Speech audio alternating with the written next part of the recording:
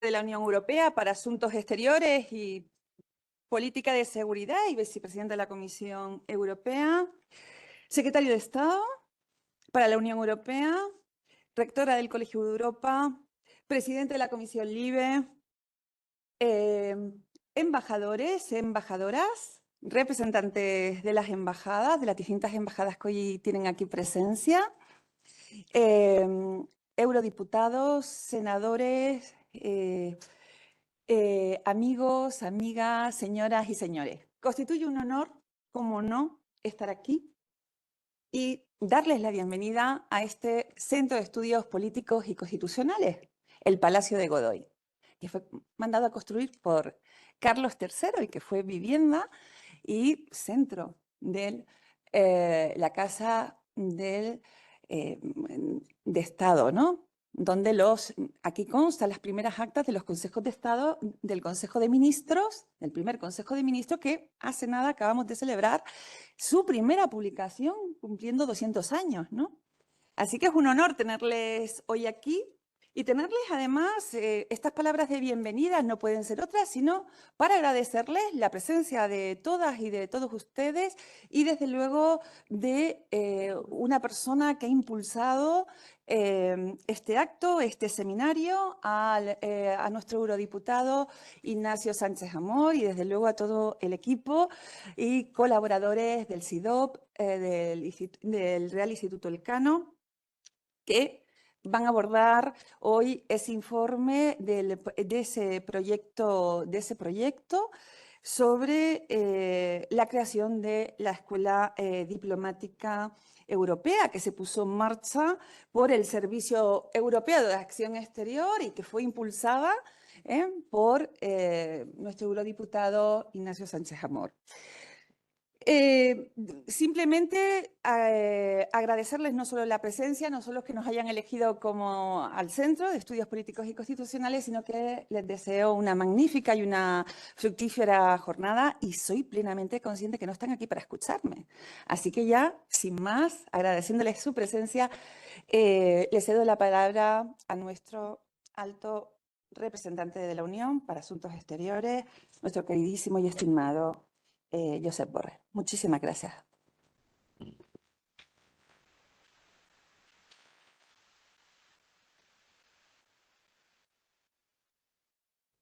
Buenos días a todas y a todas. Muchas gracias a todos por estar aquí. Gracias por acogernos en este palacio, que cuando lo veo me entra complejo de pobre comparado con los edificios, ¿verdad, Federica?, que tenemos en Bruselas.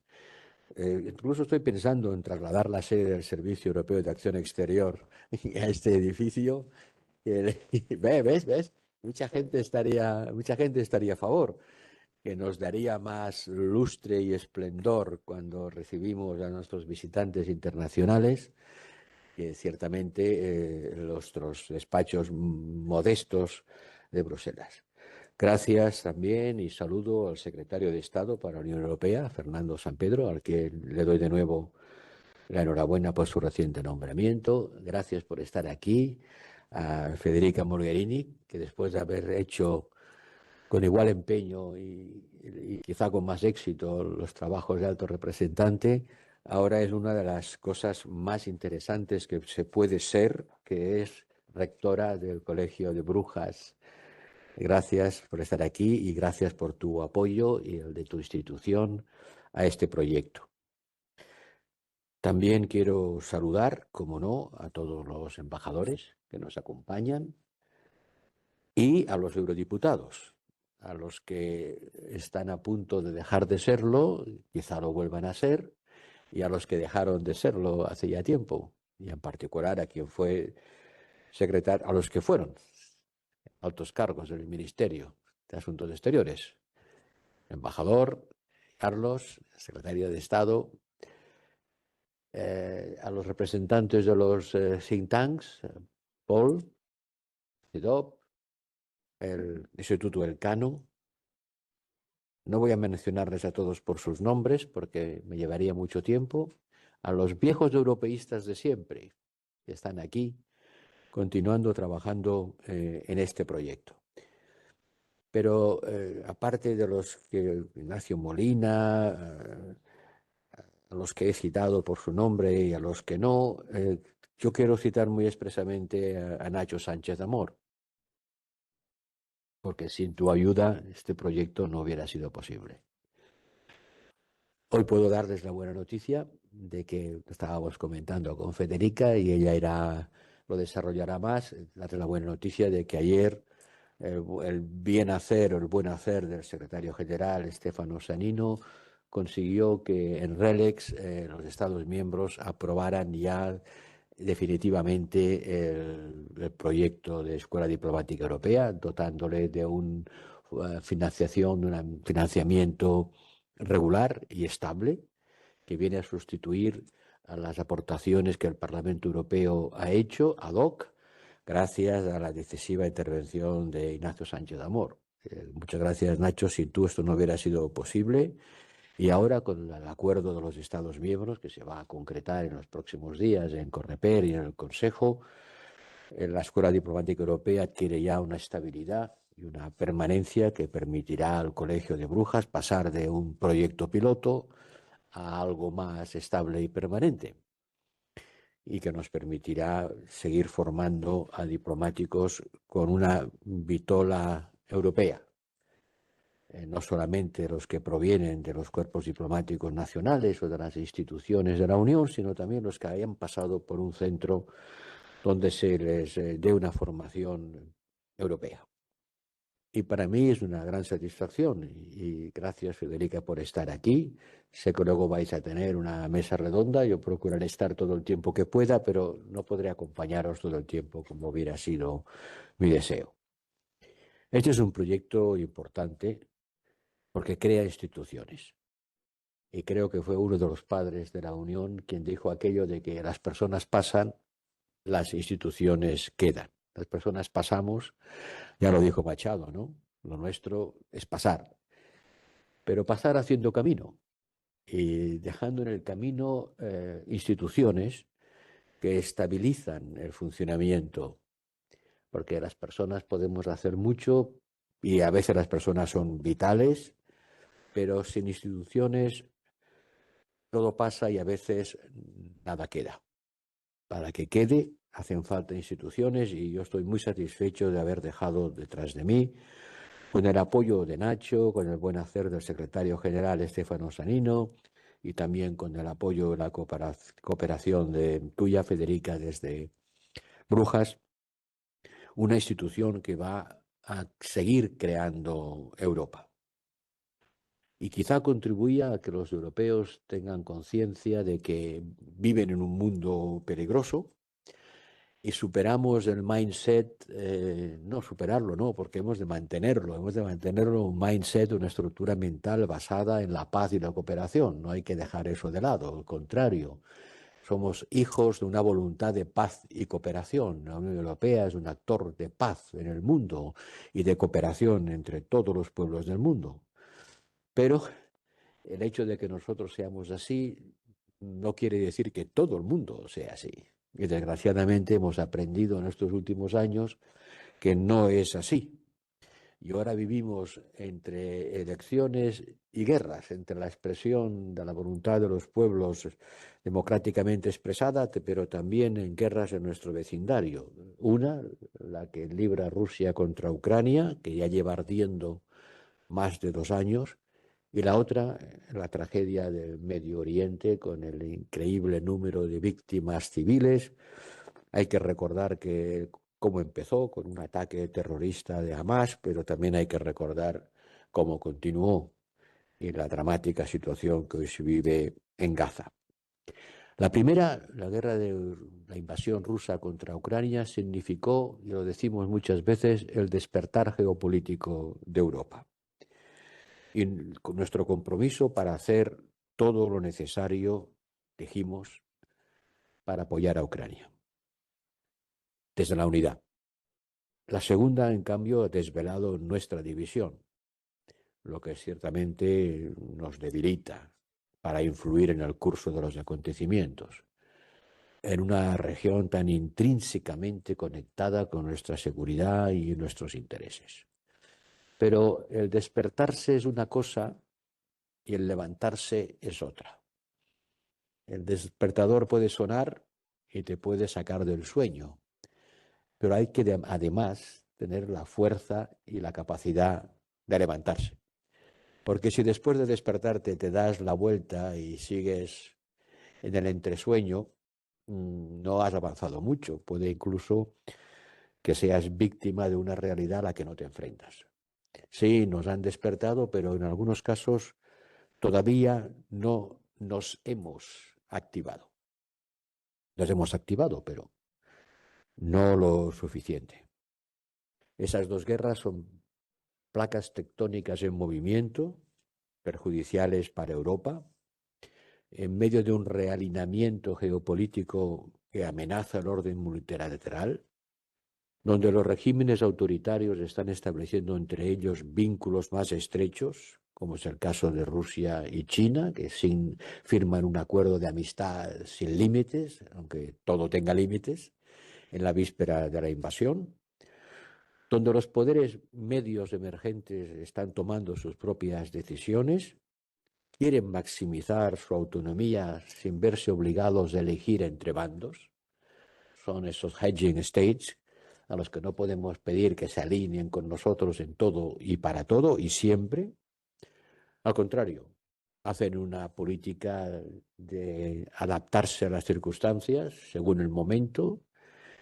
Y con la relación transatlántica, por qué no decirlo, amenazada por el posible regreso de aislacionistas a la Casa Blanca y la reducción del paraguas de protección que Estados Unidos ha tenido sobre Europa y a cuyo cobijo hemos avanzado en nuestra prosperidad, pero seguramente no tanto en nuestra responsabilidad.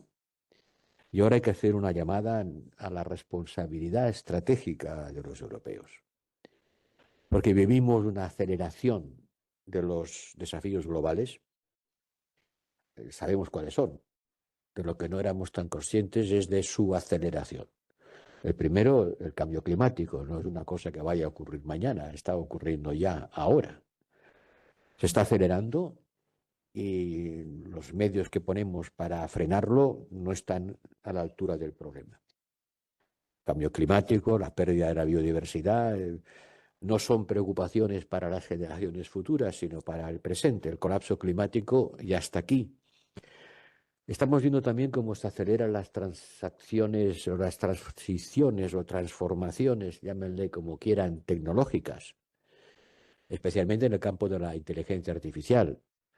El año pasado Estados Unidos invirtió en la investigación y desarrollo de inteligencia artificial 67.000 millones de dólares y Europa 7.000 millones de dólares, es decir, 10 veces menos. Esa aceleración tecnológica traerá consigo cambios que aún no llegamos a percibir por completo. Cambios globales. El sistema internacional al que estábamos acostumbrados después del fin de la Guerra Fría ya no existe.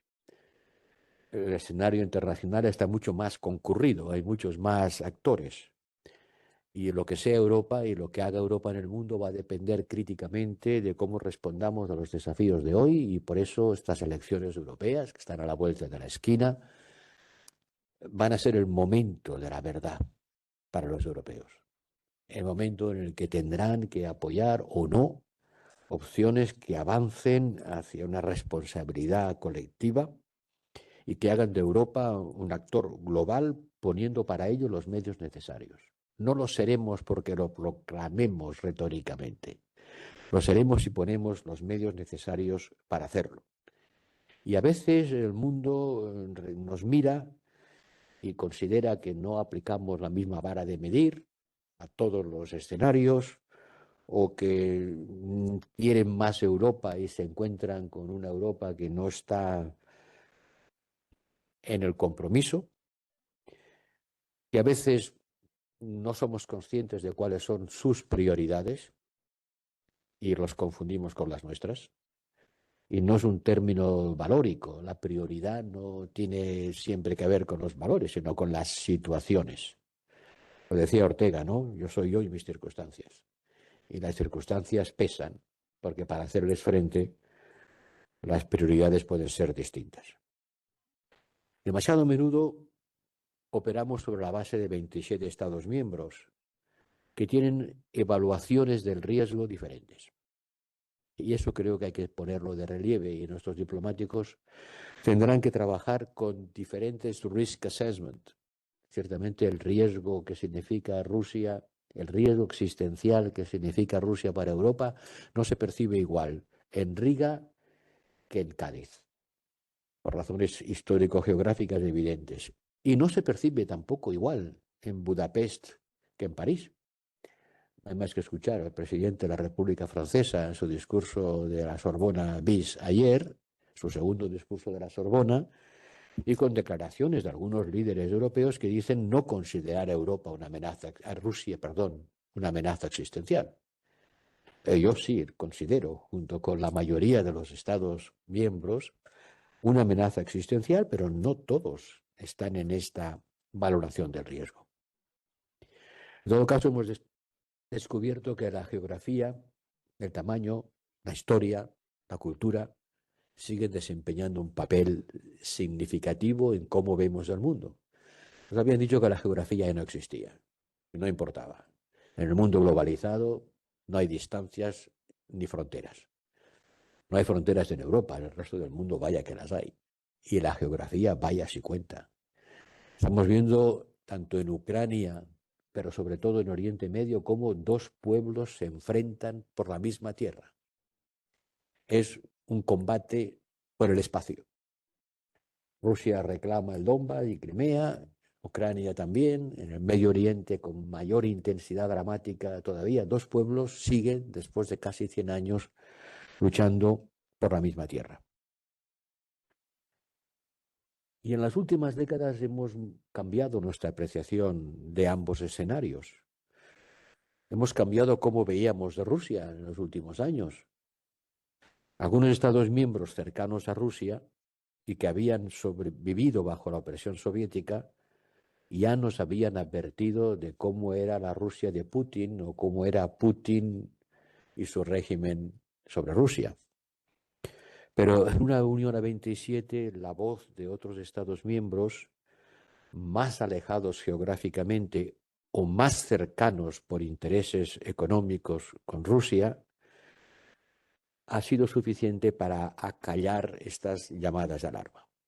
O porque estaban más lejos y no percibían el problema, el peligro, o porque estaban más cerca y veían en una relación do-des con Rusia mutuamente ventajosa. Y así fuimos creando la dependencia energética sobre Rusia, que cuando la guerra estalló veíamos que era nuestro talón de Aquiles, y que hemos corregido rápidamente, pero no sin costes. No sin costes para nosotros, ni costes para el resto del mundo. Porque al buscar suministradores alternativos de gas, provocamos un incremento en los precios de este producto que ha afectado a muchos países que no se podían permitir pagarlos. Digámonoslo, sincera y honestamente. Liberamos nuestra autonomía, nuestra dependencia de Rusia, pero eso no fue gratis para terceros actores que se vieron afectados en su vida cotidiana. No digo que la diversidad de opiniones sea necesariamente mala, al contrario, está en la base de nuestro sistema político. Y ciertamente la Unión Europea no es un Estado, no es ni siquiera una federación de Estados. Somos un club cuya política exterior y de seguridad se define por unanimidad y donde la política exterior y la política de seguridad y defensa sigue siendo competencia exclusiva de los Estados miembros. Y de cuando en cuando me toca recordarlo, como le tocaría también a Federica, para saber quién es quién y qué hace qué. La política exterior, seguridad y defensa sigue siendo competencia de los Estados miembros, que tratan de construir un elemento común definiendo esa comunidad por unanimidad. Lo que significa que la oposición de un solo Estado es suficiente para evitar que actuemos. Y esos vetos se han convertido cada vez en algo más frecuente, formando parte de un sistema transaccional. ¿Quieres mi acuerdo para esto? Necesito tu apoyo para lo otro. Oye, es que lo otro no tiene nada que ver con esto. Sí, ya lo sé, pero utilizo mi posición de dominio o mi posición de, de absoluta necesidad de mi acuerdo para conseguir acuerdos en otros aspectos. Y este sistema transaccional es algo que creo que la Unión Europea debería tener como prioridad superar. Si tuviéramos un sistema de votación por mayoría calificada o un proceso de toma de decisiones que no requiriera siempre la completa unanimidad, ni tardara tanto tiempo, seguramente podríamos motivarnos todos a buscar puntos de convergencia. Habría un incentivo para negociar, porque nadie querría quedarse aislado. Sin embargo, la posibilidad de bloquear a toda la Unión mientras se permanece aislado crea un incentivo significativo para usar esa ventaja y obtener concesiones en áreas que no tienen nada que ver, a veces ni siquiera con la política exterior, a veces ni siquiera con la política exterior, sino para problemas que vinculan a un Estado con las instituciones comunitarias, y todo el mundo sabe a qué me estoy refiriendo. Desafortunadamente, estas divisiones no están solamente presentes en el Consejo Europeo o en el Consejo de Asuntos Exteriores, a veces también se reflejan en el Colegio de Comisarios y a veces también se reflejan en los servicios diplomáticos de los Estados miembros.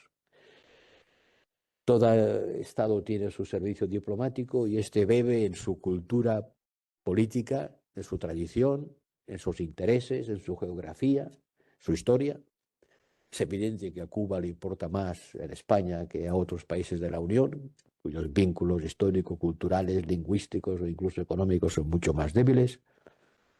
Y por eso creo que cuando digo que los europeos tienen que construir una cultura estratégica común para percibir y entender el mundo de la misma manera, sé que estoy hablando de superar la historia.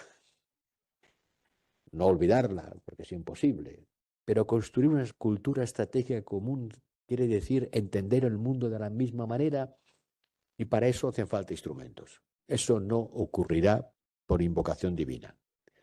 La cultura estratégica común no crece en los árboles, se construye. De la misma manera que los hoy Estados-nación europeos en su día fueron un conglomerado de ducados y marquesados y de regiones más o menos autónomas, Europa debe construir una visión del mundo y para ello sus jóvenes diplomáticos tienen que participar en una formación que incluya un elemento común. No construir ese elemento común cuando ya están trabajando en el Servicio de Acción Exterior, sino antes de llegar a él.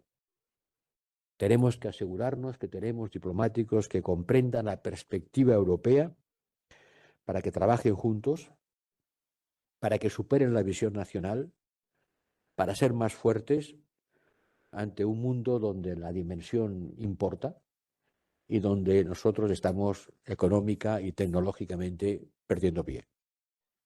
Estados Unidos sigue manteniendo su proporción en el PIB mundial. Nosotros la estamos disminuyendo. Estados Unidos sigue manteniendo, a pesar de todas las transformaciones tecnológicas, su parte del PIB. Nosotros no, la hemos ido rebajando. Y si queremos hacer frente a las transformaciones digitales que nos vienen encima, hemos de entender que el Brussels Effect, el efecto Bruselas, el poder regulador, era algo más cierto para el mundo de ayer que para el mundo de mañana. Para las tecnologías de ayer, ese efecto regulador existía, potente, porque éramos líderes tecnológicos en aquellos campos que regulábamos. Pero para ser el regulador tienes que ser el líder tecnológico. Y en el mundo de mañana es posible que eso no ocurra, porque no solo son los países, son también las empresas las que operan sin que ningún Estado miembro pueda por sí solo controlarlas. Y eso es el desafío fundamental al que tenemos que hacer frente. Si miramos a Estados Unidos como los únicos que pueden influir en el curso de los acontecimientos en Israel y Palestina, debemos recordar que nosotros también tenemos los medios para hacerlo, pero hemos decidido no usarlos, o usarlos muy poco. porque la Unión Europea es colectivamente el primer socio comercial de Israel, la primera fuente de inversión e incluso también un importante coadyugador a su seguridad. También somos el principal ayuda financiera a la autoridad palestina y somos un importante contribuyente a UNRWA, por cierto. Espero que después del informe Colonna y después de que Alemania haya decidido retomar su contribución a UNRWA, nosotros también, desde la Comisión Europea, lo hagamos sin más dilaciones ni excusas. Que dijimos que lo haríamos en cuanto el informe Colonna se publicara y ya ha sido publicado. Espero que nuestras divisiones no nos impidan traducir en medios esas influencias, sabiendo que lo que hace UNRWA hoy es vital para la sobrevivencia del pueblo palestino. Siempre ha sido vital para la sobrevivencia de los refugiados palestinos en Líbano, en Jordania, en Egipto, en todas partes. Ahora lo es para la sobrevivencia pura y simple del pueblo palestino allí donde sufre el azote de la guerra. Eso nos llevará tiempo, pero para hacerlo, de verdad, necesitamos diplomáticos capacitados, que estén empapados de los valores y de los principios europeístas. Diplomáticos que entiendan que el mundo eurocéntrico del siglo pasado ya no existe y que en un mundo donde cada socio potencial de cada transacción internacional tiene múltiples opciones y puede buscarse un socio diferente para esto hoy y para mañana otra cosa, la humildad y la búsqueda de asociaciones mutuamente beneficiosas nos llevarán más lejos que las puras elecciones binarias. Estoy contigo o estoy contra ti. Necesitamos diplomáticos que entiendan las nuevas amenazas a las que nos enfrentamos. Las dependencias excesivas. Las dependencias excesivas se convierten en debilidades que pueden ser letales. Que sean capaces de entender lo que es un ataque híbrido, lo que es la manipulación de la información y estén atentos a lo que vaya a ocurrir en las próximas elecciones europeas, para que puedan hablar el lenguaje del poder cuando el vocabulario suave de la diplomacia se haya agotado. Y es lo que hacen los poderes que lo son. Cuando la diplomacia suave ha agotado su alcance, entramos en otra dimensión, que es la transaccional, que necesita de ser un poder económico, político, pero también en el área de la capacidad de defensa. Estos son los principios que han alentado a desarrollar el cuerpo diplomático de la Unión Europea. Y me complace saber que estarán también en el corazón de la Academia Diplomática Europea cuando ésta comience plenamente sus operaciones este año. Federica, tú has dado cuerpo y realidad a ese proyecto piloto. Ahora, dentro de poco, te tocará darle cuerpo y realidad a una academia que funcione en full steam y en régimen estacionario, sin tener que depender de que los amigos del Parlamento Europeo nos den ad hoc la financiación que necesitamos, sino que esa financiación provenga de una voluntad de los Estados miembros de aportar sistemáticamente los recursos necesarios para que construyamos una política exterior de la Unión, exterior de seguridad y de defensa. No lo olviden. Seguro que los que hemos tenido este cargo lo entendemos perfectamente, pero con demasiada frecuencia se limita solamente a la dimensión de diplomacia. Es diplomacia, pero también es seguridad y defensa. Esta academia llega en un momento decisivo y lo hacemos a través de una institución que no es una institución en el sentido de institución europea, pero que quiere ser algo que perdure. Y vuelvo a donde empecé. Hay que dotar a las ideas y a los conceptos de instituciones que los construyan y las defiendan. Y eso es lo que pretendemos hacer en Brujas y desde Brujas o desde Natolín. Lo hacemos porque creemos que no podemos solamente depender de la yuxtaposición de los cuerpos diplomáticos nacionales. Está bien, La yuxtaposición crea interacción, pero no es suficiente. Tenemos que aprovechar el increíble potencial que tiene la Unión para intentar armonizar intereses y para reforzarla como un actor global. Estoy convencido, después de mi experiencia, y estoy seguro que Federica lo comparte, que una diplomacia común es mucho más que la interacción de 27 estilos diferentes de diplomacia. Debe entenderse como una forma particular de hacer las cosas, como una visión que no es la misma si se viene de un Estado miembro o de otro, y también de una lealtad al proyecto. Porque quieras que no, todos somos seres humanos y todos proyectamos nuestra trayectoria personal más allá de nuestra realidad presente. Y esa realidad futura tiene que dar una garantía de continuidad a los que inviertan sus competencias en la dimensión europea. Eso es, creo, lo que esta academia tiene que construir. Y para eso seguiremos necesitando el apoyo de los parlamentarios, de la Comisión y del Consejo. Y de los Estados miembros. No solo de los que ya lo son, sino también de los que los van a ser. Y por eso esa academia participan gente que va a ser Estado miembro de la Unión y todavía no lo son, gente que ni siquiera pretende serlo, pero que quiere saber de qué manera los europeos concebimos el mundo, en un programa intelectualmente muy ambicioso, al que sin duda la institución académica que es Brujas, en colaboración con otras, como las que tenemos también en Florencia o en Maastricht, puedan darle respuesta. Hoy es pues un buen día.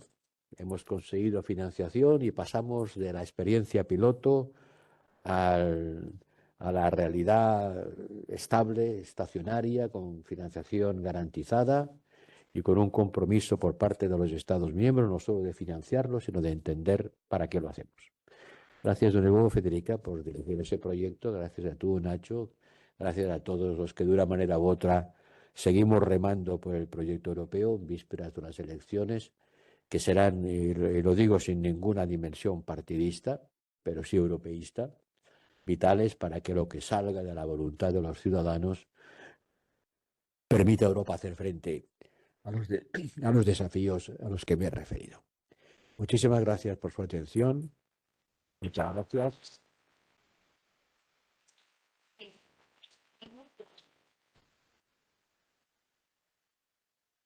Y venga a Bruselas, empezaré el traslado a este edificio del Servicio de Televisión.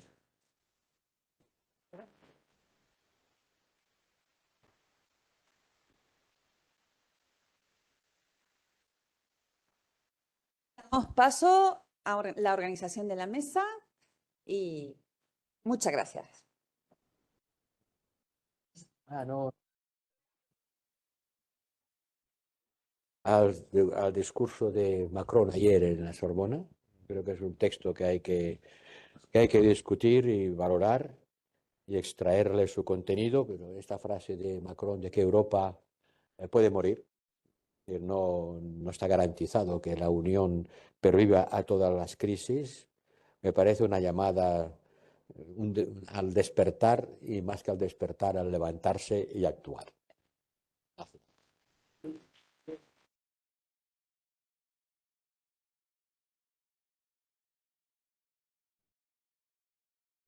Bueno, pues para no perder mucho tiempo, vamos a comenzar inmediatamente la mesa. Muchísimas gracias en nombre de CIDOB Barcelona, el Centro Barcelona de Relaciones Internacionales y el Instituto Elcano también, al Centro de Estudios Políticos y Constitucionales y al impulso, ya se ha dicho, pero del eurodiputado Nacho Sánchez Amor. La verdad que una de las cosas bonitas que tiene este proyecto, si lo piensan, se han mencionado antes los nombres de las principales protagonistas. Ayer mismo el secretario general del SEAE, Stefano Sannino, con su éxito negociador, consiguiendo la unanimidad. La rectora del Colegio de Europa, aquí presente, Federica Mogherini. El alto representante Josep Borrell y el eurodiputado Sánchez Amor, tiene un toque muy hispano-italiano esta iniciativa.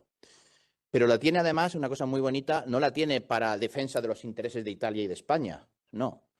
Es una iniciativa que tiene color italiano y español para promover el avance de los ideales europeos realmente de forma explícita y superar muchas veces el enfoque de la mera suma de las partes, ¿no? O sea, que en este sentido yo creo que merece la pena subrayar también esto, ¿no? Y agradecer a los actores que han estado jugando un papel aquí y, bueno, a los 27 que han decidido finalmente que esto merece la pena, ¿no?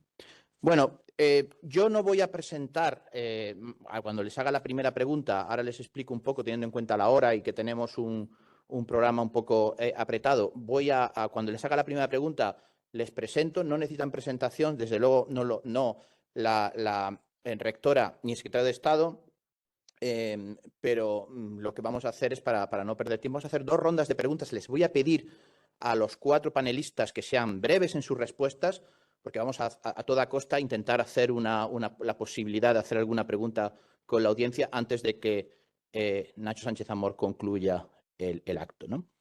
Entonces voy a empezar con la rectora, con Federica Mogherini. Federica Mogherini hablará en inglés, pero esta mañana hemos estado desayunando. Entiende perfectamente el español, así que por eso estamos utilizando el español. Federica Mogherini, que es la rectora del Colegio de Europa, que ha sido hasta hace 5 años alta representante de Asuntos Exteriores y Política de Seguridad y vicepresidenta de la Comisión, y que previamente ha sido ministra de Asuntos Exteriores de Italia, pues tiene esta privilegiadísima posición de yo decía, ha estado en los 2 lados, no, en realidad ha estado en los 3 lados, porque ha estado ahora en esta experiencia formativa con su máxima responsabilidad en el colegio en Brujas, ha sido la alta representante y como alta representante ha sido además la directora del Servicio Europeo de Acción Exterior. Les recuerdo que la alta representante, además de vicepresidir la Comisión, además de presidir el Consejo, es que dirige el Servicio Diplomático Europeo. Y antes de eso, pues estuvo sentado en esa parte que corresponde a los Estados miembros, en esta política que, según el tratado, efectivamente es competencia de los Estados miembros y que cuando por unanimidad deciden avanzar, pues avanzan de forma común. Entonces ha estado en los 3 sitios, no en los 2, sino en los 3. Y quería empezar, lógicamente, preguntándole, bueno, pues que nos explique en no más de 4 o 5 minutos por qué este proyecto es tan importante. Ya hemos hablado un poco de eso en las palabras del alto representante, pero ¿cómo puede realmente cambiar la eficacia de la diplomacia europea cuando los agentes, los diplomáticos que la defienden, tienen esta formación común? ¿Qué va a cambiar con respecto a la situación actual, en su opinión? Gracias, rectora. Gracias. So I will speak in English. Again, my Spanish is, my Itañol is too poor to exchange, but I'm sure that the audience is perfectly able to follow me in English. First of all, thank you very much. I'm very pleased to be here. I have to start with the recognition that today is a very good day. As Borrell mentioned, this is somehow also a celebration of an accomplishment. I would say part of the legacy of the High Representative and Vice President Borrell that is very important to me, not only as a rector, but also as a former HRVP. And I would like to start with a big thank you not only to him, because he has put a lot of energy and political will in making this project happen, but also on how this whole project has started from an idea of Nacho Sánchez Amor that has had the courage and the determination to bring it forward in the European Parliament. And also, if you allow me, to also thank his team, and in particular Mel, for having put the idea into action. Sorry, I didn't want to embarrass you, but you know, it's true that institutions count, but people in the institutions sometimes count even more because they start the engine.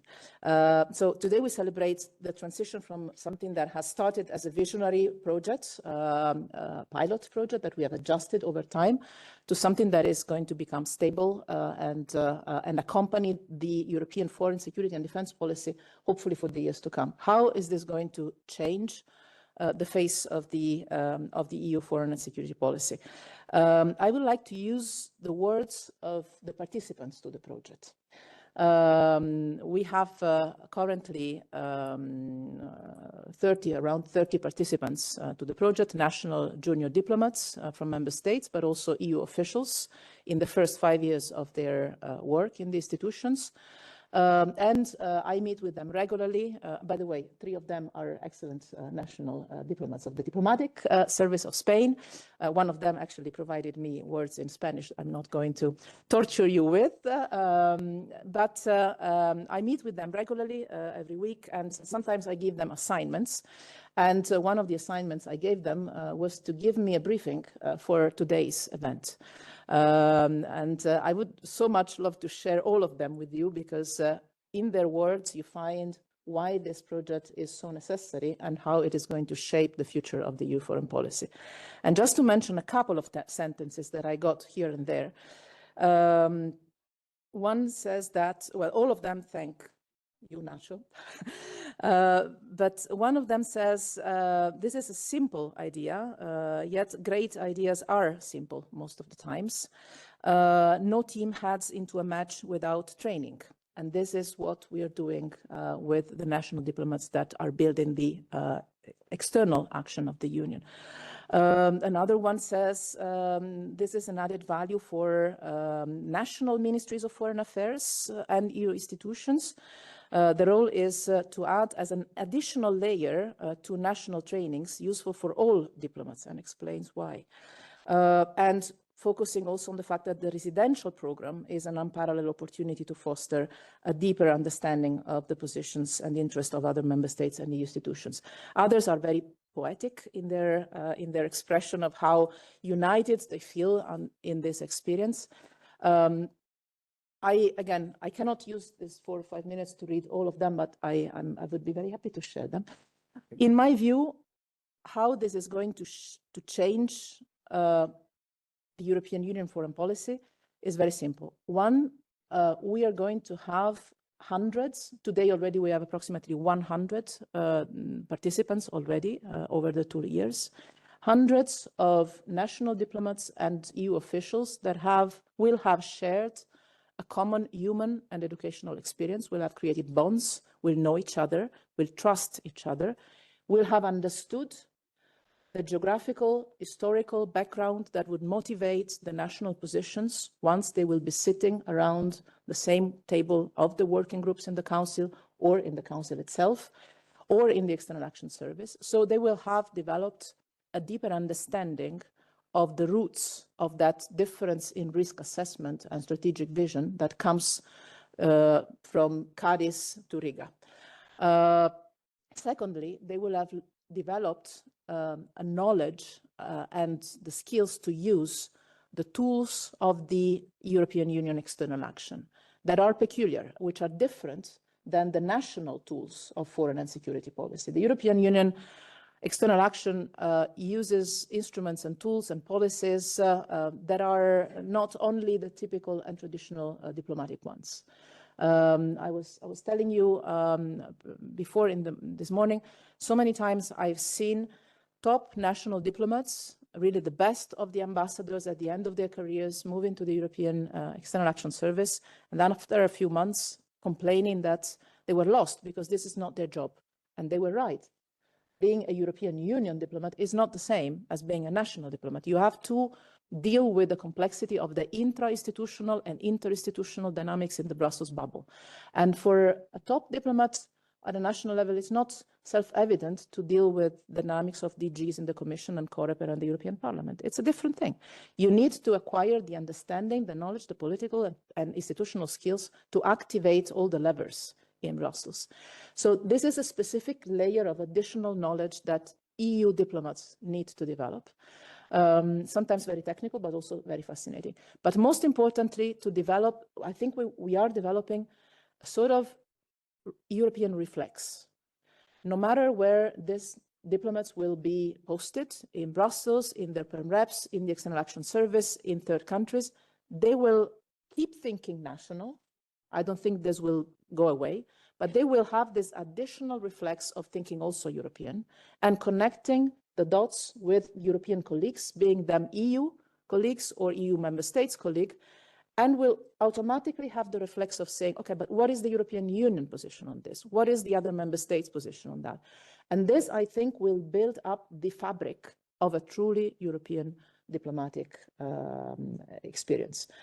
I really believe that there is a transformational power in what we're doing that is going to stay. Then it would be great, but maybe we can go into that for a second round of comments. It would be great if this enormous amount of human capital that we are forming would also manage to find and channel their expertise and their European reflex into the European institutions. Currently, out of this approximately 100 participants that we've had in these last 2 years, most of them are obviously continuing their work in the national diplomatic services, which is good, because I think that having in the national diplomatic services of member states diplomats that think European is a big, big part of the journey. But it would also be good if the External Action Service was able to open its doors a bit more to young diplomats from member states to stay in the European diplomatic service, maybe for a bit longer time than it is possible today. And in any case, to open the doors for these young diplomats to enter the External Action Service in a little bit more accessible manner. This is a matter for ES reforms. But I think that, I mean, if I see the participants of this 2 years of pilot projects from all member states, I think, more or less now, they all want to join the External Action Service one day. The point to me is whether the External Action Service will be ready to absorb this human enthusiasm and capital in a relevant manner. But in any case, this is a human capital that will forge the European external action, not only the foreign and security and defense policy, but European external action in a manner that I think will be much more consistent, much more sustainable over time. So I'm very grateful. I'm very enthusiastic. I only regret I didn't have the idea myself when I was in office, but I'm very happy and privileged and proud that we can implement it now for the future. Thanks.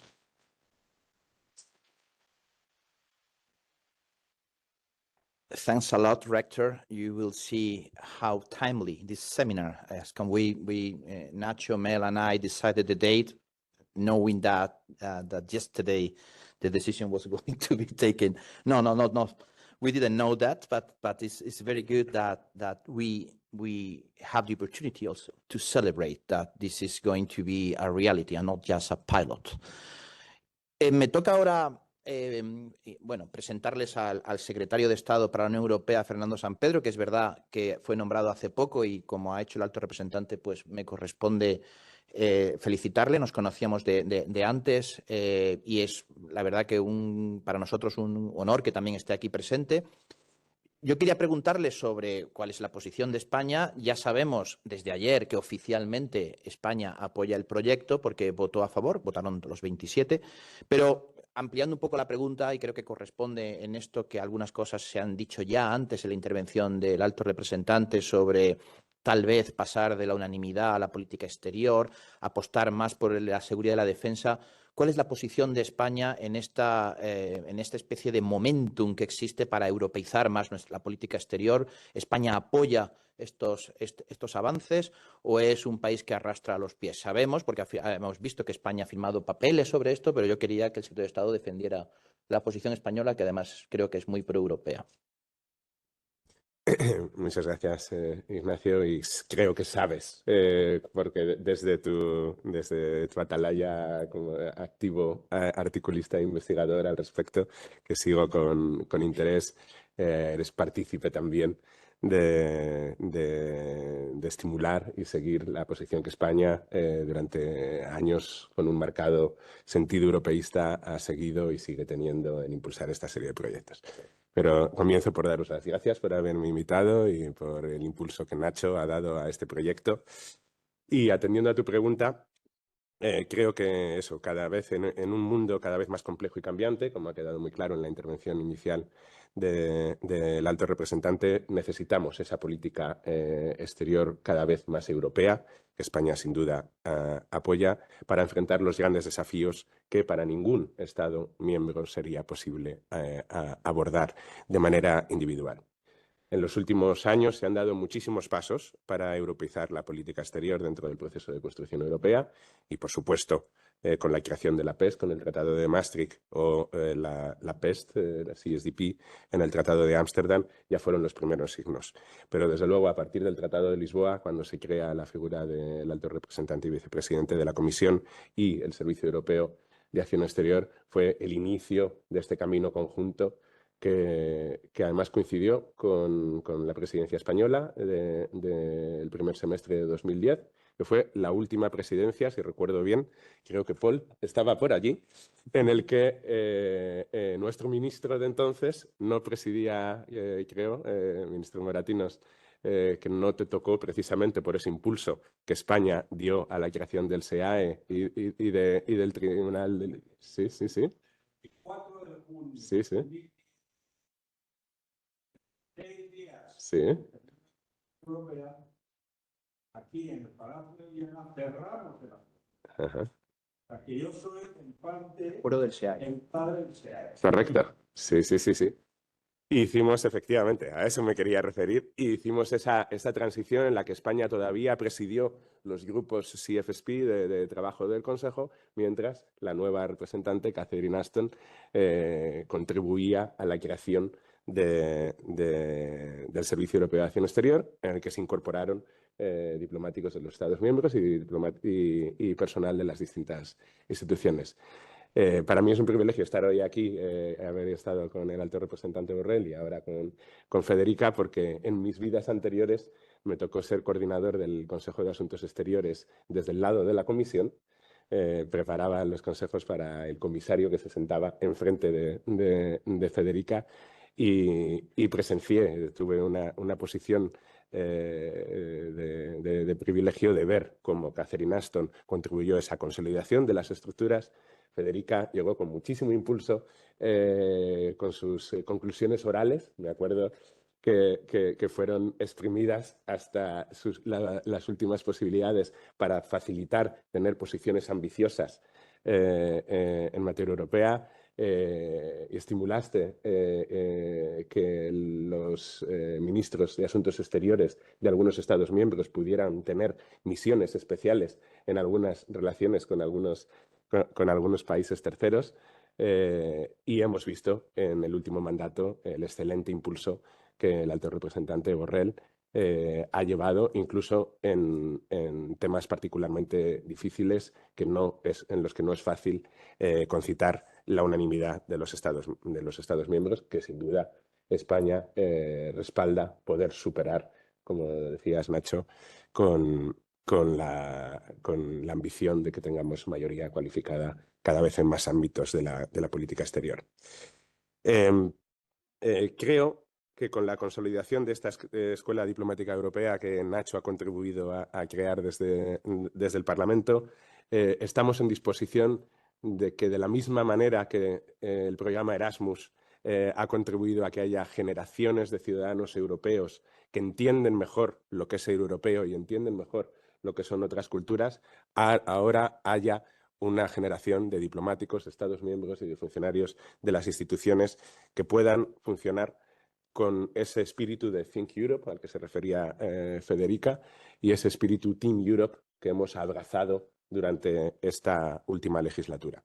La creación de esta Escuela Diplomática Europea, por lo tanto, es un paso más para coordinar las políticas exteriores nacionales de los Estados miembros con un mismo paraguas, que es la política exterior y la seguridad común, y formar a los diplomáticos mejor preparados, más versátiles y mejor formados.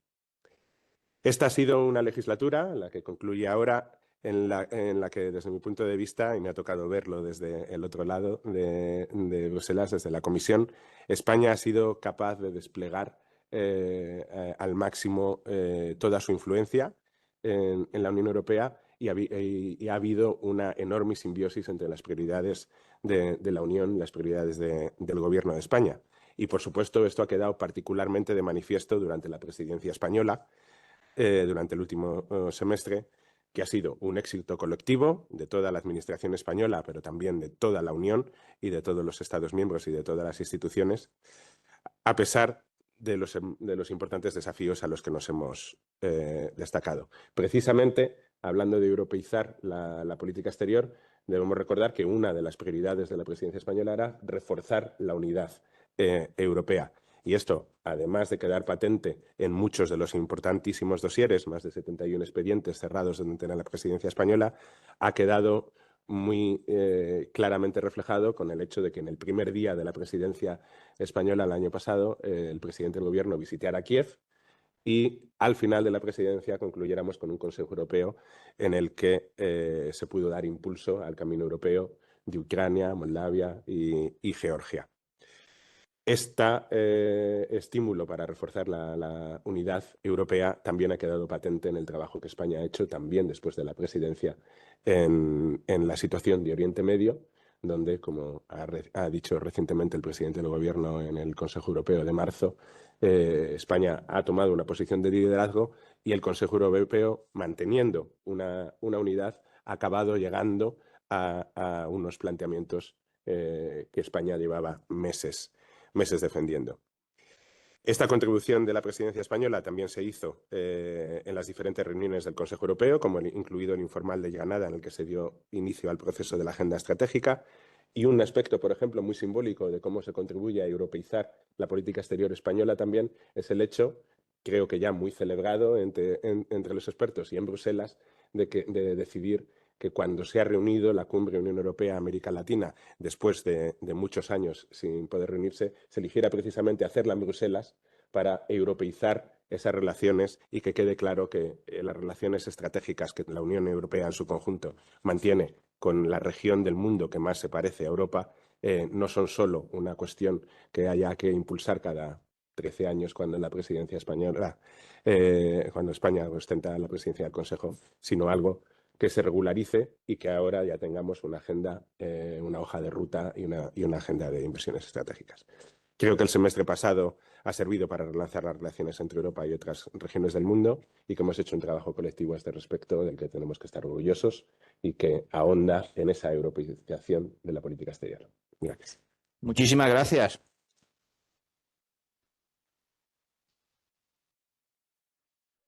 Tenemos también a la profesora Paula Lamoso, del Departamento de Estudios Internacionales de la Universidad Loyola, que tiene sede en Sevilla y Córdoba, y que fue la autora principal del informe que se aprobó en la Comisión AFET del Parlamento Europeo por encargo del diputado Sánchez Amor. Y bueno, pues para mí de verdad es, ella lo sabe, pues un placer especial que haber trabajado con ella. Fui su director de tesis. Y bueno, yo quería preguntarle a la profesora Lamoso, que ha estudiado con mucha profundidad los problemas que tiene o que ha tenido hasta ahora en estos 10 años, bueno, los grandes avances, ¿no? Efectivamente, ministro Moratinos, aquella presidencia anterior, la de 2010, fue el punto de partida de aquel Servicio Europeo de Acción Exterior. Mucho se ha hecho en estos más de 10 años ya, ¿no? Porque arrancó al final de 2010. Y a pesar de todo lo que se ha avanzado, pues también es verdad que hay problemas, ¿no? Estos problemas que se identifican bien en tu informe, que se identifican bien por Sánchez Amor en tribunas. Me parece que ayer mismo un artículo también publicado en Euractiv sobre la idea de que al final, claro, la diplomacia europea está formada por préstamos, básicamente, ¿no? Luego también hay funcionarios de la Comisión y del Consejo, pero fundamentalmente, mayoritariamente son diplomáticos prestados por los Estados miembros. Por aquellos Estados miembros, además, que, digamos, tienen la capacidad de que les sobra. Claro, los Estados miembros más pequeños pues tienen también más dificultad. Están pensando en volver porque es temporal ese paso por el SEAE y eso genera, bueno, pues problemas desde el funcionamiento organizativo como también, y es lo que estamos viendo con la Escuela Diplomática Europea, de una doctrina. No existe una doctrina común. Entonces, bueno, yo quería preguntarte, como una de las principales expertas en esta problemática, ¿cómo puede este proyecto superar ese problema de la fragmentación, de la temporalidad y también pues ese sesgo que existe, ¿no? de que los españoles y portugueses trabajando en el SEAE se dedican a América Latina o se orientan, que los franceses piensan en África. ¿Hasta qué punto efectivamente el conseguir el hito de tener una formación común puede ayudar a eso? Y también qué otras, ¿no? qué otras cosas tenemos que cambiar para que realmente esa diplomacia europea fuera de verdad común, y que sus agentes pues entendieran que no es eso, la suma de 27 diplomacias y 27 culturas, sino una única cultura europea. Muchas gracias, Nacho, por la invitación. Es un placer estar aquí, sobre todo porque no puedo evitar comentar que soy exalumna del máster y me hace especial ilusión estar en esta sala de tapices. Y muchas gracias y enhorabuena por la iniciativa a Nacho y a Mel, por supuesto. Es un inmenso placer que coincida justamente hoy que podamos celebrar efectivamente la puesta en marcha de esta Academia Diplomática, ¿no? Bueno, pues como decía Nacho, esta aventura del Servicio Europeo de Acción Exterior nace después del Tratado de Lisboa, se negocia en presidencia española en 2010, uno de los grandes éxitos también de la presidencia española, y es verdad que digamos que los Estados miembros dan la bienvenida a la creación de este Servicio Europeo de Acción Exterior, pero... ¿no? Y entonces ahí en ese pero es donde introducen pues una serie de elementos que les ayuda pues a controlar este nuevo cuerpo que están creando y que tampoco saben muy bien a dónde nos va a llegar, ¿no? Uno de los efectos derivados o colaterales de la creación del Servicio Europeo de Acción Exterior, evidentemente, es la creación de la Academia Diplomática de la Unión Europea, ¿no? Si no hubiésemos tenido el Servicio Europeo de Acción Exterior, muy probablemente no estaríamos hoy aquí celebrando la creación de la Academia Diplomática. Bueno, pues uno de las estrategias, si podemos decirlo así, de los Estados miembros para poder de alguna forma controlar el Servicio Europeo de Acción Exterior era precisamente pues a través del personal, ¿no? Entonces, una de las decisiones que se tomaron en su momento pues, fue que los diplomáticos nacionales se irían al SEAE por un plazo de 4 años, 8 en algunos casos y muy excepcionalmente 10, ¿no? Con lo cual, la mayoría de los diplomáticos nacionales que trabajan en el Servicio Europeo de Acción Exterior se quedan 4 años y eso es un plazo de tiempo muy corto para que primero se puedan hacer al nuevo entorno, como decía la exalta representante. La forma de trabajar y las tareas las que tienen que realizar en el Servicio Diplomático Nacional no son exactamente las mismas que tienen que hacer una vez que ocupan su puesto en el Servicio Europeo de Acción Exterior o en las delegaciones. Entonces, tiene que haber un plazo de adaptación al medio, por decirlo de alguna forma. Y luego, pues, en muy poquito tiempo ya vuelven otra vez a sus servicios nacionales, diplomáticos nacionales. Esto tampoco ayuda, pues, a que tengan una forma de pensar europea, porque en realidad están ya casi pensando en su próximo destino y con una, digamos, aproximación muy nacional o de interés nacional, ¿sí?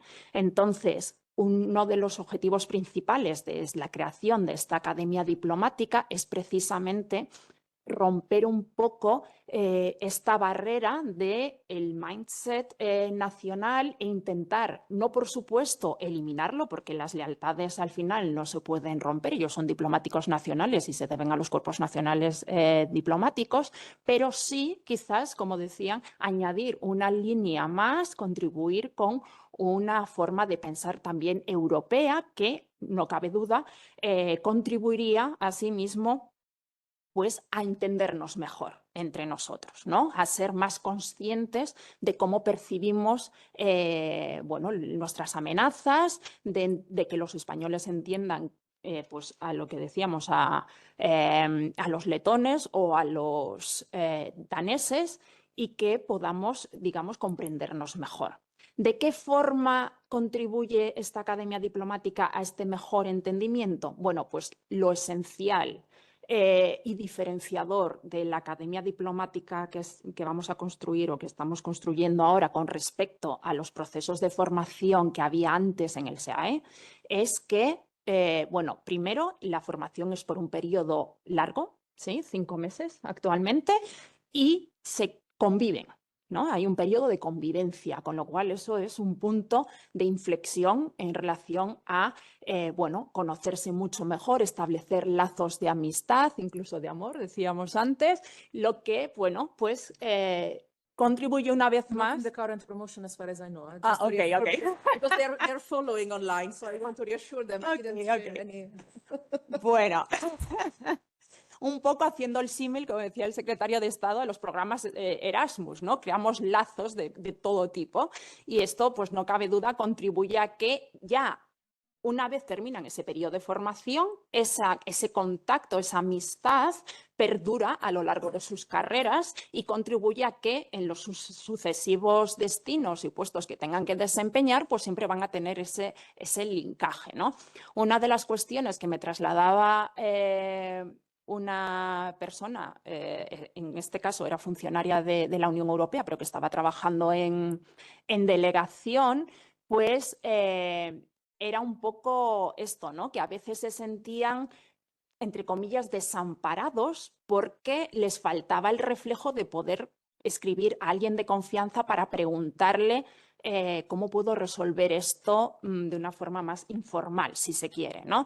Entonces, esta red de contactos que están creando y que estas personas van a ir pasando por sucesivos puestos de responsabilidad dentro del SEAE, en las delegaciones, en sus servicios diplomáticos nacionales, pues les va a facilitar también mucho más el trabajo de esta forma informal, más allá de que, por supuesto, pues reciban bueno, formación en Unión Europea, de los procesos de toma de decisiones de la Unión Europea, etcétera, etcétera, que obviamente pues, contribuirán mucho a facilitar esos procesos de toma de decisiones que actualmente siguen siendo por unanimidad. Esperemos que en el futuro cambien y se puedan ir ampliando los ámbitos en los cuales se decide por mayoría cualificada, pero en cualquier caso esto contribuirá mucho a acercar estas posiciones, ¿no?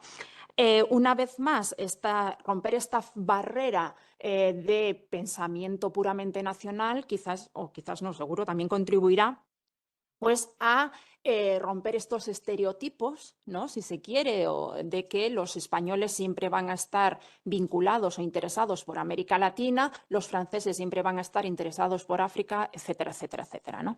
Sí es verdad que no cabe duda, hay una tradición que contribuye a que evidentemente los españoles van a tener un conocimiento mucho mayor de América Latina de lo que lo van a tener los letones, y eso va a estar ahí siempre, ¿no? Pero sí que quizás se puede también intentar contribuir a una visión más transversal y que no siempre por necesidad, bueno, estas posiciones estén prácticamente ya previamente asignadas por tu nacionalidad y no por tu interés genuino, ¿no? Y bueno, más allá que la formación intensiva en Bruselas durante este periodo de tiempo, etcétera, pues bueno, digamos que habría otros elementos, por supuesto, que contribuirían a, digamos, a favorecer esa diplomacia más común de la Unión Europea. Ya hemos hablado un poco también del proceso de toma de decisiones, etcétera, y creo que estamos un poco fuera de tiempo, ¿no? Así que me voy a callar aquí y vamos a dejar que continúen. Gracias. Muchísimas gracias, Paula.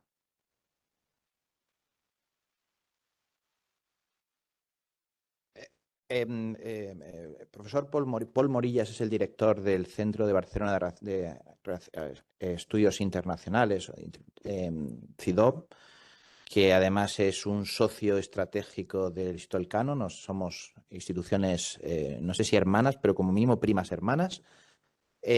Paul además es un gran amigo y también ha contribuido a esto, es un grandísimo experto en política exterior y de seguridad común. Yo quería preguntarle a Paul, teniendo en cuenta también todo lo que se ha hablado, que hasta qué punto estamos realmente ante un momento de encrucijada, de que esa naturaleza híbrida que hemos estado hablando, que tiene la PESC, que tiene el Servicio Europeo de Acción Exterior, donde por un lado está lo intergubernamental, pero por otro lado está lo común y también todo lo que contribuye la Comisión y sus competencias en acción exterior, que son muy importantísimas en comercio, cooperación al desarrollo. No olvidemos, ¿no?, que la Comisión es un actor aquí también.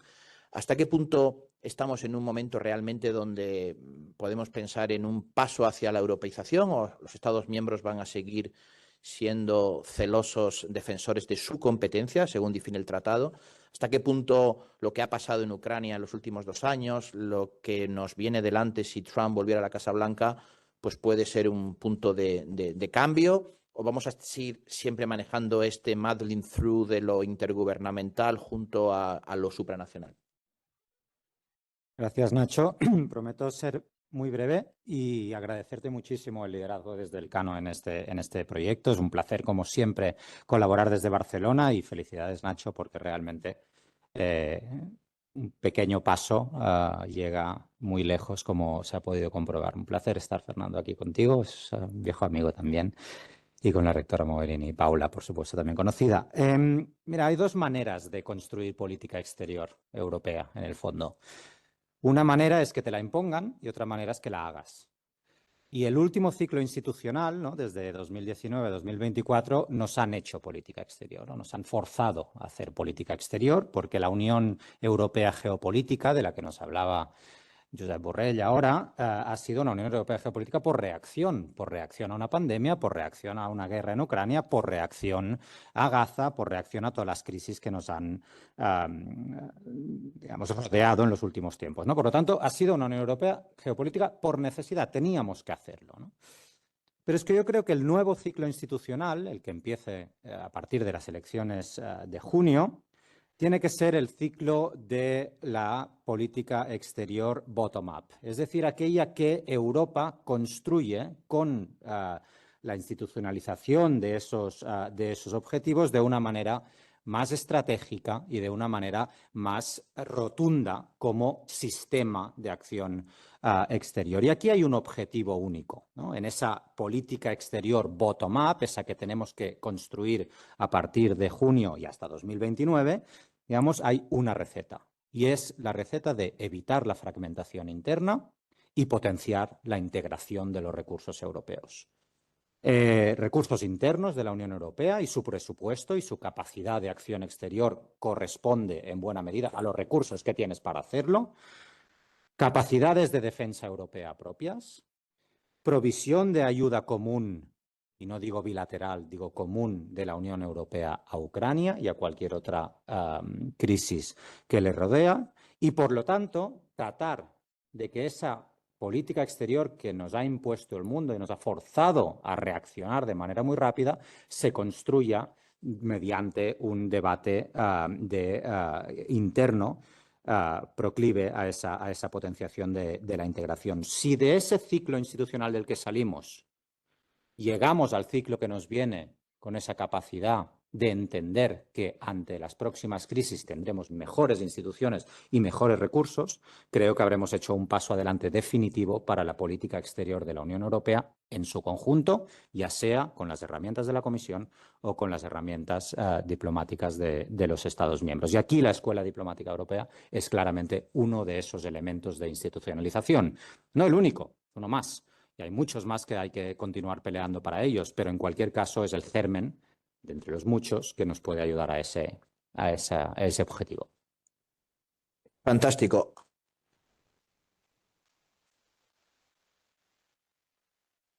Es viernes y se acerca la 1 de la tarde. A esa hora tenemos una copa de vino y el eurodiputado Nacho Sánchez Amor tiene que cerrar. Obviamente que además él ha sido realmente el factotum, el motor que ha estado detrás de esto, pero no voy a poder hacer una segunda ronda de intervenciones de los ponentes, pero sí voy a pedir a la audiencia si quiere hacer alguna pregunta. Tenemos muy poco tiempo, pero sí que tenemos un poco de tiempo para poder hacer algo de debate.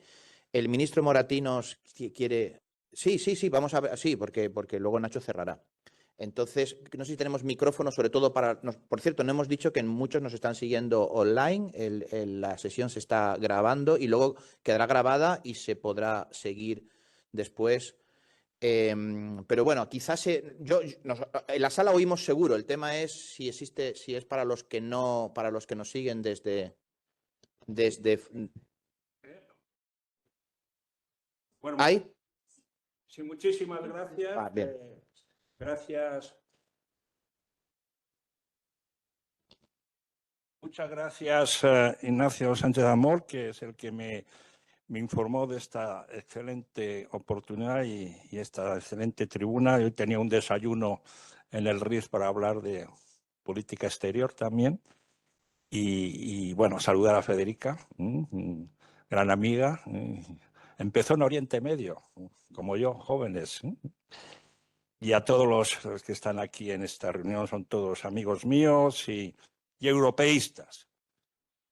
Brevemente, felicidades, gran paso, como diría Armstrong cuando anduvo por primera vez en la Luna, un pequeño paso personal, pero un gran paso por la humanidad. Bueno, la Academia Diplomática es un pequeño paso institucional, pero un gran paso para el futuro de la Unión Europea.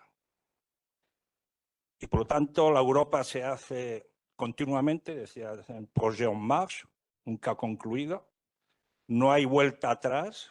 Los más de 60 años de la construcción europea la hacemos día a día, cada uno con nuestro esfuerzo. A mí me tocó representar a la Unión Europea en Oriente Próximo, luego estuve como ministro, hice esa negociación muy dura, por cierto, porque tu antecesora, Federica Catherine Ashton, los ingleses les gusta irse a su campo, a su casa de campo, y no quería prolongar mucho la negociación.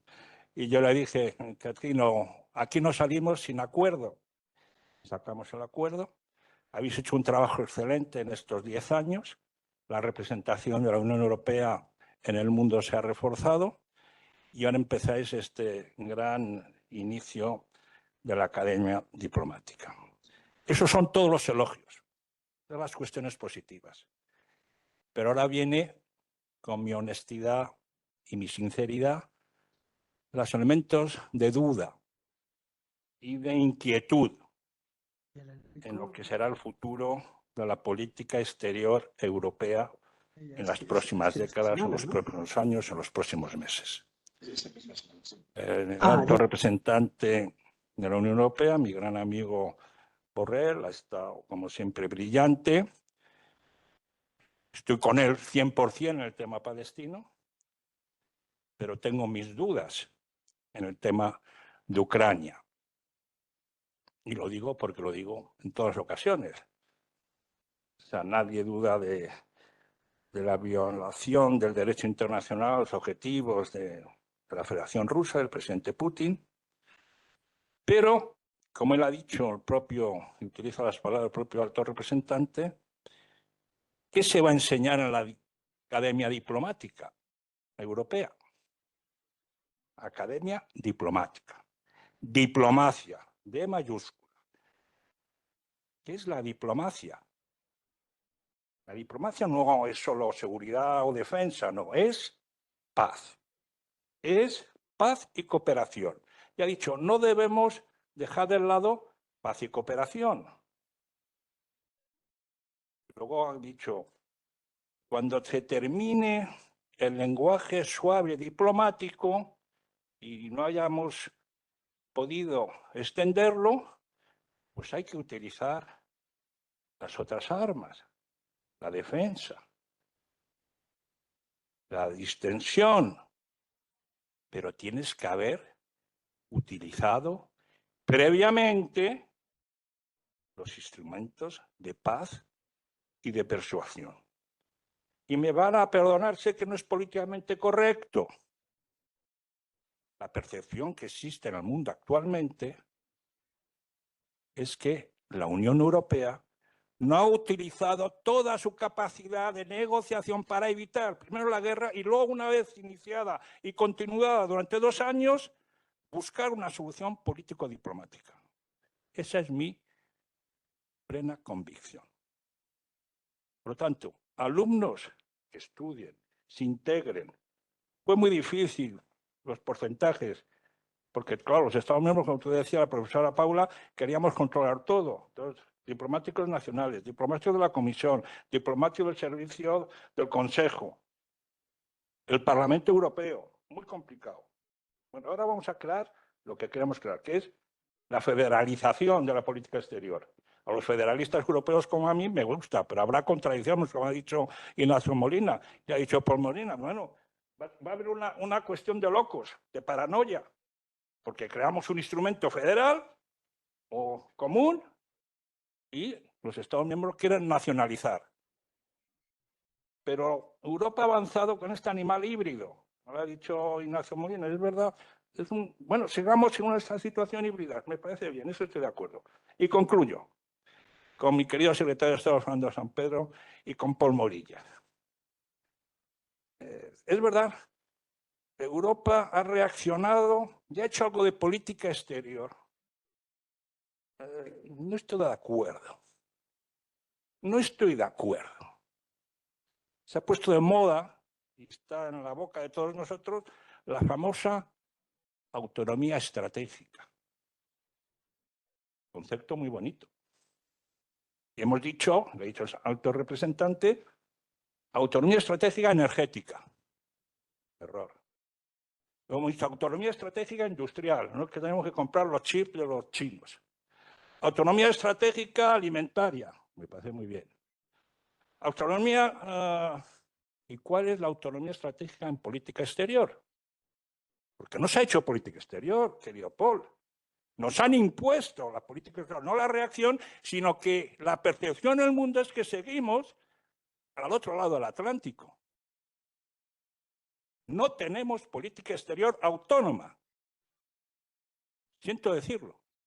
Porque si hubiésemos tenido, la reacción en Ucrania de unidad se hubiese repercutido igualmente en la reacción en Oriente Próximo.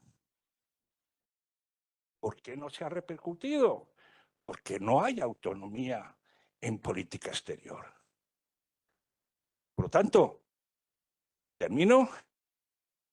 La academia, gran éxito, todos los apoyos, un paso más, pero los alumnos, los futuros europeos van a exigir en los primeros debates que los que salgan de ahí tengan verdadera autonomía de decisión en política exterior. Y con todos mis respetos, no otanicemos a la Unión Europea. Muchas gracias, Miguel Ángel, ministro Moratinos. No tenemos tiempo para dar más preguntas, pero sí tengo que dejar que si alguien quiere, en particular la rectora, reaccionar a esta intervención brevemente, o secretario de Estado, si no queréis, no, pero bueno, queda vuestro tenéis el derecho a la última palabra. Última palabra es a Nacho. 1 minute. Not necessarily on this, but maybe also on this. It's something that Paula mentioned. I think that today, contrary to 10 years ago or 15 years ago, the point for member states is not anymore to control the EU foreign and security policy or the External Action Service, is to use it. And I think this is a mental shift that has happened because of the geopolitics we're living in. And I've lived the shift because, as you mentioned, I've been a national foreign minister sitting at the council and worrying about my own constituency back home, because as a minister, you have to get out of the council and explain why certain decisions were taken and how.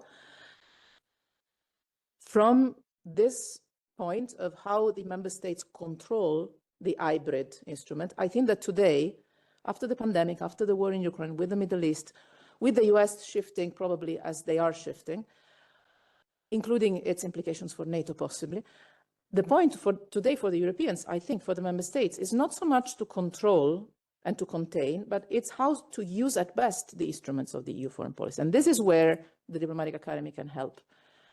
I am personally a bit skeptical about the fact that, you know, there is a European foreign policy without the member states. I mean, the European Union doesn't exist without the member states simply because we are made out of Europeans that live in countries, as simple as that. So I don't think that, and the point is that the best way to serve the national agendas in foreign policy for all our member states is to do it through the European Union.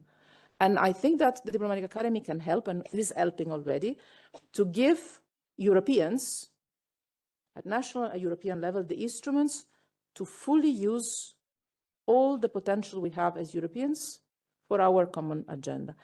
This is why I'm so grateful, because I think that it is needed not only for the Europeans, but also for the rest of the world today.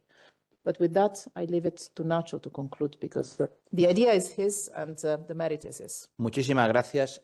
Nacho Sánchez Amor merece de verdad hoy un auténtico felicitación por parte de los europeos y de los europeístas. Además, es antiguo alumno de esta casa, del máster lo mismo que Paula Lamoso, o sea que tenemos aquí varios alumni. Y Nacho, te toca a ti cerrar, hacer conclusiones, dándote la enhorabuena por el éxito logrado y dándote las gracias por el esfuerzo empleado. Muchas gracias.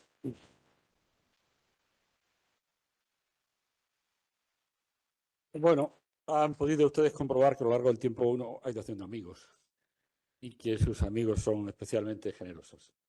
Gracias al centro, Rosario. Yo fui alumno de este centro cuando se hacía el diploma de 2 años de Derecho Constitucional y Ciencia Política. Aquí podíamos tener a Paco Tomás y Valiente durante 2 horas con 20 alumnos. Son 2 años de un crecimiento intelectual enorme y yo recuerdo siempre esta casa con mucho cariño. Muchas gracias al Cano también por organizar con nosotros, a los autores del estudio, Cidov, Paula, Nacho, a Federica. Luego contaré algún secreto. A Fernando San Pedro, que también ha estado en muchas partes de esta mesa y le ha tocado ver los toros de diferentes barreras, y a Josep Borrell por su participación. No pudimos elegir el día, no sabíamos que se iba a aprobar ayer. Finalmente, el último obstáculo, digamos, administrativo formal para la aprobación. Y es un placer haber podido teneros aquí hoy. Mirad, el Parlamento Europeo tiene una característica muy diferente al Parlamento que yo he conocido en España durante muchos años. El Parlamento Europeo te permite crear tu agenda personal.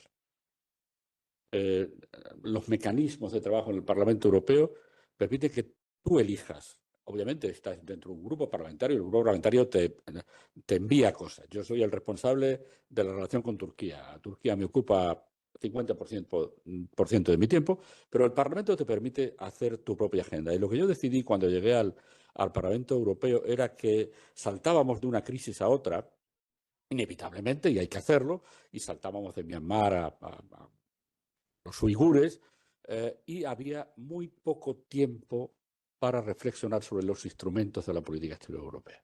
Yo decidí que me iba a dedicar a trabajar en los instrumentos de la política exterior, además de las otras cosas que tuviera que hacer, y por eso estoy trabajando en diplomacia cultural. Ayer presentamos aquí en el Ateneo otro estudio sobre diplomacia cultural.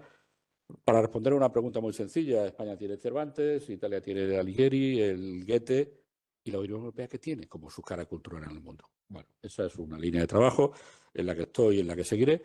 Los flujos de inteligencia de los servicios de inteligencia de los Estados miembros en crisis exteriores por los servicios de inteligencia de la Unión Europea, qué dificultades tienen, qué instrumentos hay que poner en marcha para que ese flujo de información sea útil. La silla en el Consejo de Seguridad, una silla en el Consejo de Seguridad para la Unión Europea. Yo no quiero enredarme, lo sabe Federica, en el debate eterno, curro, sobre la reforma de Naciones Unidas. Yo lo que le planteo como agenda a la Unión Europea es cuántos años tardamos en transformar la silla francesa en una silla europea. Con todas las sensibilidades y sabiendo que eso es difícil, pero recuerdo mucho escepticismo cuando alguien plantea una moneda única. Por tanto, vamos a trabajar los dosieres. La financiación del servicio exterior, que es un desastre. Y una práctica, Fernando, tú esta parte no la puedes oír, una práctica institucional en la Unión Europea debido al hiperactivismo exterior de la presidenta von der Leyen, que ha excedido con mucho la práctica anterior. Porque con el mismo marco jurídico, hoy es difícil saber quién representa a la Unión Europea en el mundo. Y ese hiperactivismo, no siempre soportado por una competencia jurídica plena y pura de la Comisión, ha emborronado mucho la percepción de Europa. ¿Quién manda en Europa? Ya no hay 27 teléfonos, pero es que empieza a no haber 3. Y yo creo que los Estados deben reaccionar al hiperactivismo exterior de la presidenta de la Comisión, porque con otros presidentes de la Comisión esta situación no se dio. Lo que yo he dicho muchas veces en el Parlamento, dejen trabajar a Borrell. Dejen trabajar a Borrell, porque Borrell no tiene una agenda personal. Borrell no ha estado preocupado estos 5 años de qué iba a pasar con él después. Mientras que el presidente de la Comisión, la presidenta de la Comisión y el presidente del Consejo sí. Y yo creo que han ido estrechando en la práctica el papel del alto representante, que es, por cierto, permítame un comentario más ideologizado, la carta socialista en el trío de personas que decidieron los líderes en el año 19. Bueno, en resumen, he podido dedicarme a trabajar la agenda de los instrumentos de la política exterior e inevitablemente un instrumento esencial de la política exterior es la diplomacia, de la cual la Academia Diplomática Europea es una pieza, solo una pieza. Lo que yo estoy tratando de trabajar con mi equipo es algo más que esta pieza, es cuál es nuestro modelo de diplomacia, cuál es el modelo de embajada, porque la embajada tiene que ser algo parecido a la embajada nacional, y hemos estudiado a partir de intuiciones, porque los políticos trabajamos en buena medida con intuiciones. Luego, cuando un político tiene la suficiente experiencia, en vez de trabajar solo con la intuición, pide un estudio, la gente que sabe, para reafirmarse o cambiar sus intuiciones. Yo tenía la intuición equivocada de que el problema esencial de la diplomacia europea era su carácter híbrido, y no es así. El problema esencial de la diplomacia es su carácter temporal, los préstamos temporales, y por tanto ese estudio que encargamos a Elcano y a CIDOB nos ha ayudado digamos, a afinar esta idea. Pero estamos trabajando en diplomacia en general, no solo en la escuela diplomática. Los políticos somos generalistas. Yo me eduqué en esta casa como experto en Derecho Constitucional y he hecho constitucionalismo práctico desde la política, pero trabajamos con intuiciones y tiene que ser así. Yo recuerdo que en una de las reuniones con los alumnos de la Escuela Diplomática me preguntaron, ¿y usted cómo piensa? Mire, mi trabajo es señalar que aquí hay un problema. Oiga, esta diplomacia no es el instrumento adecuado para que la Unión Europea sea un actor global. Y ahora las soluciones serán técnicas o serán jurídicas o requerirán financiación, pero mi trabajo como parlamentario era, aquí hay un problema, como en los otros que he comentado. Y por eso puse en marcha la idea de la diplomacia, de la escuela diplomática. Mi idea en crudo es más o menos como la he explicado, pero yo tengo en mi oficina un mago que se llama Mel Ravelo, que es aquel señor serio que está allí detrás y que ha citado con justicia a varios de los intervinientes, porque Mel Ravelo es el mago que convierte una idea política en 2 millones de euros para un proyecto. Y eso fue lo que hizo Mel. Trabajando intensamente durante muchos meses, consiguió que esta idea política, que yo movía en resoluciones y que introducía en papeles y en enmiendas, se convirtiera en un proyecto piloto del Parlamento Europeo. Cada año se plantean en el Parlamento Europeo varios cientos de proyectos pilotos y nosotros, gracias a Mel, ganamos ese difícil concurso y tuvimos 1 millón de euros con el que el Servicio Exterior gestionó el primer estudio de viabilidad y el primer proyecto piloto que se encargó, yo no, a Federica y a Brujas. Cuando el asunto se lanzó a la prensa y se supo, bueno, pues hay un proyecto de escuela diplomática por un eurodiputado español, yo recibí varias llamadas. Recibí 2 llamadas, algunas otras, pero 2 que para mí tenían todo el sentido. Una de la Escuela de Administración Pública de Maastricht. ¿Hay alguien aquí de la Escuela de Administración Pública de Maastricht? En ese momento tenía una gerente española muy activa y que llamó y dijo, nosotros estamos interesados en saber qué está usted planteando. Recibí una llamada de Alex Stubb, hoy presidente de Finlandia, desde Florencia, de la Escuela de Gobernanza del Instituto Europeo de Florencia, pero Federica no llamaba. Federica no llamaba y yo sentía que igual que Maastricht y Florencia habían mostrado su interés, Brujas debía estar ahí y fui yo quien llamó a Federica. Yo a Federica no la conocía personalmente casi de un saludo de 2 segundos. Ella me había nombrado en su última etapa como alta representante jefe de una misión de observación electoral en Mozambique. En el último pleno del Parlamento Europeo ella se despidió de todo el mundo Y yo me acerqué a saludarla, no nos habíamos charlado nunca, y le dije, gracias, alta representante, por su tiempo, soy la persona que usted encargó hacerlo de Mozambique. Ella dijo muy amablemente, me han dicho que no me he equivocado. Y hasta ahí llegó la reunión. En ese momento, cuando yo percibí la ausencia de una llamada que me parecía esencial, yo hablé con Federica, nos juntamos y esas tres instituciones estuvieron envueltas en el nacimiento del proyecto, en una u otra fase, en el estudio de viabilidad, en los proyectos piloto y eso creo que haber contado con esas tres instituciones de inicio también dio un fuerte impulso al proyecto. A partir de ahí yo le dije a Federica y a Stefano Sannino, otra persona esencial para que el proyecto haya salido bien, el secretario general de SEAE, el número 2 de Borrell, que él ha tenido que lidiar con convencer a muchos colegas de que esta novedad no era una novedad que fuese a perjudicar o que fuese a crear algún tipo de problemas como los que están hablando aquí entre los Estados miembros y las instituciones europeas. A partir de ahí, mi idea era, bueno, yo ya he hecho mi parte, yo ya me retiro. No ha sido así porque Federica me ha llamado para ir a algún cierre de curso, porque Sannino también me han invitado y porque cuando vienen los chavales a visitar el Parlamento, pues siempre tienen la deferencia de estar conmigo. Pero mi voluntad había sido, oiga, esto ya está hecho, me voy a otra cosa. Pero me alegra mucho que hoy podamos celebrar que por fin el proyecto y el carácter piloto se ha olvidado para convertirse en una realidad ya casi jurídica y convertirse en parte del legado de Pepe Borrell. Me cuesta decir Josep. Para la gente del partido, Borrell es Pepe y Moratinos es Curro. Suelo llamarle Josep en público, pero es así. Y creo que es bueno que haya sido parte del legado generoso de Borrell, que nos ha enseñado muchas cosas a los europeos y a las instituciones en estos años. Quedan muchas cosas por hacer, queda mucho trabajo. Un asunto es la puerta de entrada de los jóvenes diplomáticos que han pasado por la academia a la diplomacia europea, que no está previsto. Yo tengo alguna idea. Ayer anoche pude comentar con Federica, Mel, prepárate, porque hay tareas.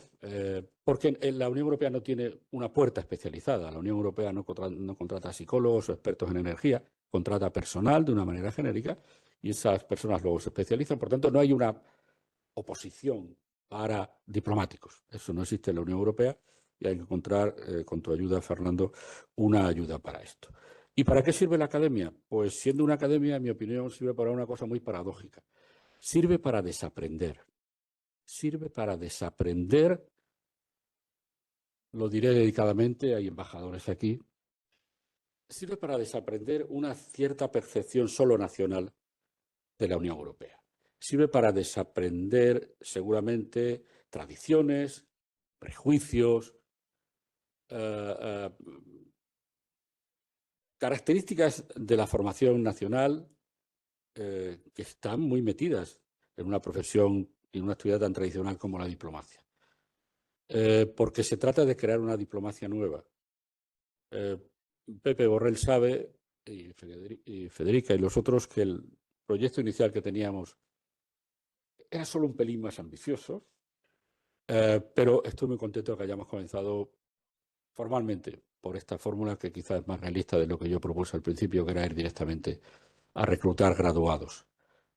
Pero es una academia que sirve para que los diplomáticos nacionales, inevitablemente formados en sus escuelas, y hemos descubierto con sorpresa para mí que hay escuelas diplomáticas en las que la formación en asuntos europeos es muy deficiente, el estudio de viabilidad, yo creo que no se ha publicado, dice que hay escuelas diplomáticas en los países miembros que no enseñan adecuadamente esta parte esencial de la política, aunque ya no puede hablarse de ella como política exterior, y el riesgo que hay que evitar es que la academia se convierta en un complemento para hacer lo que no hacen los Estados miembros. Esto no es permítanme, es mi expresión más odiada, esto no es un Erasmus para diplomáticos. No. Esto es otra cosa mucho más trascendente desde el punto de vista de lo que pretendemos crear y para eso requiere ese desaprendizaje cuidadoso para hacer espacio en el disco duro para el aprendizaje de los intereses, los valores y el trabajo que hay que hacer en la Unión Europea, que tiene algunas características muy diferentes de lo que son las diplomacias nacionales. La diplomacia híbrida de la Unión Europea ha funcionado razonablemente bien.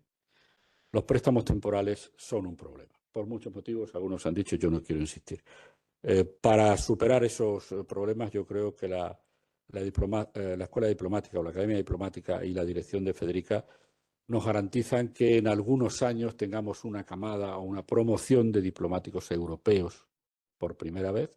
Y esa será la segunda gran noticia cuando yo esté lidiando con la silla en el Consejo de Seguridad. Y ya no estoy por aquí. Muchísimas gracias, queridos amigos. Muchísimas gracias a todos. Curro, Carlos, Vicente, embajadores. Ha sido un placer poder colaborar y estar hoy aquí, en mi casa, durante 2 años y poder celebrar con todos vosotros la decisión tomada ayer y que da finalmente luz verde oficial a la creación de la Academia Diplomática de la Unión Europea. Muchas gracias.